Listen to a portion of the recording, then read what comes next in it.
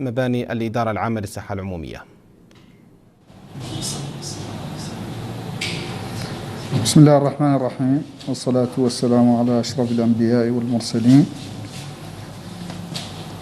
أيها المواطنون، أيها الصحفيون، مرحبا بكم في نقطتكم الصحفية اليومية حول جائحة كورونا.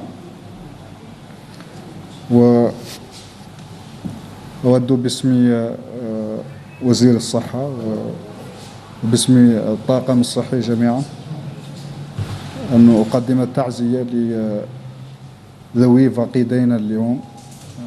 لدينا اليوم فقيدين جراء جائحة كورونا، أحدهما من ترارزة والآخر من نواكشوط. توفيا خارج المؤسسات الصحية قبل أن يصل إلى مؤسسات العلاج. نترحم على أرواحهم، نرجو من الله العلي القدير أن يتغمدهم برحمته الواسعة.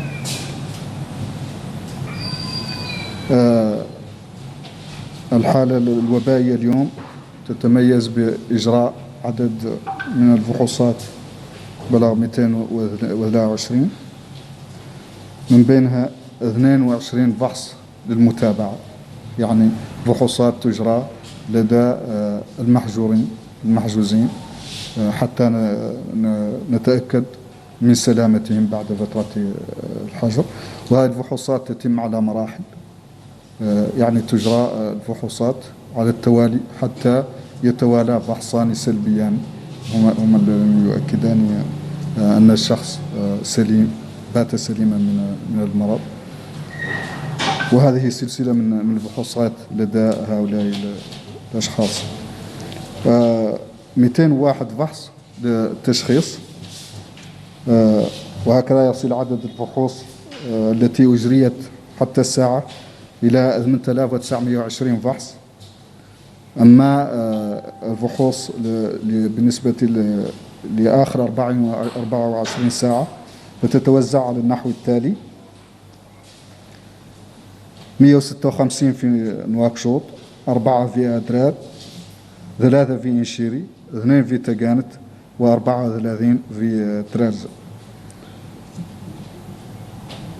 أما بالنسبة للحالات الموجبة، الحالات الجديدة، فبلغ عددها اليوم 47، من بينها 43 حالات مخالطة و4 حالات مجتمعية، إصابات مجتمعية. ولدينا اليوم حالة شفاء واحدة، وتتوزع الحالات الجديدة على النحو التالي: حالتين من بن الشاب، حالتين من دار النعيم، 6 من تيارت، 7 من توجونين، 3 من القصر، 12 من تفراق زينة، 2 من عرفات، 9 من الميناء، 3 من الرياض، 1 من بوتيليميت. وهكذا يكون عدد المصابين منذ بداية الجائحة حتى اليوم هو 530 حالة، من بينها 27 حالة شفاء، 23 حالة وفاة، و480 شخص لا يزالون تحت الرعاية. من بينهم اليوم حالتان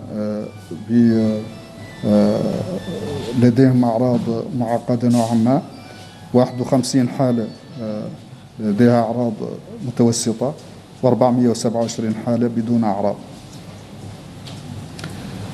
Chers citoyens, chers journalistes, bienvenue dans votre point de presse quotidien sur la pandémie du Covid. Nous déplorons tout au début le décès de 2 citoyens, un de Trarza, l'autre de Nouakchott ici, qui sont décédés au niveau communautaire, en dehors des services de santé. رحمة الله علينا وعليهم، أرجو لهم الرحمة والغفران، ولذويهم الصبر والسلوان، وإنا لله وإنا إليه راجعون. La situation épidémiologique se caractérise aujourd'hui par la réalisation de 223 tests dont 22 étaient des tests de suivi qui se font chez les personnes hospitalisées, internées pour l'infection Covid. Et donc c'est la série de tests qui se fait pour s'assurer que les personnes sont guéries. Et donc c'est des tests qui se font régulièrement, toutes les 24 heures, jusqu'à avoir 2 tests négatifs successifs pour déclarer la personne guérie. Et donc ça en est une série de 22 tests et on espère que demain on aura les résultats de ces 22 cas et qui prouvent leur guérison. Pour ce qui est des tests de diagnostic, ils étaient au nombre de 201, répartis comme suit: 156 à Nouakchott, 4 à Nadrar, 3 à Nishiri, 2 au Tagan et 34 au Trarza. Les cas positifs sont 47 ce jour, dont 43 cas contacts et 4 cas communautaires. Et on a une guérison aujourd'hui. On a enregistré un cas guéri après avoir reçu son 2e résultat négatif. Les cas positifs d'aujourd'hui se répartissent ainsi qu'il suit: 2 à Nishiri, 2 à Nouakchott Darnaïm, 6 à Théarit, 7 à Toujouni, 3 à Oksar, 12 à Tevraghzen, 2 à Arafat, 9 à Elmina, 3 à Riyad et 1 cas à Boutilimit. Ainsi, le nombre de cas positifs a atteint 530 depuis le début de la crise.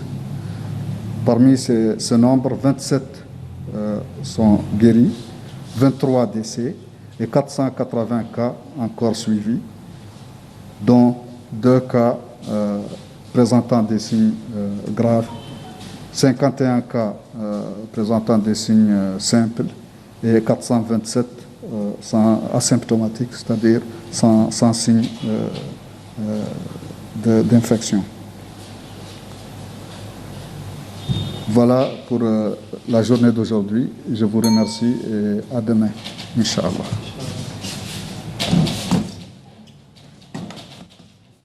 إذا مشاهدينا الكرام، تابعتم معنا وقائع المؤتمر الصحفي لمدير الصحة العمومية الدكتور سيدي وليد الزحاف، والذي تحدث فيه عن الوضعية الوبائية اليوم في بلادنا.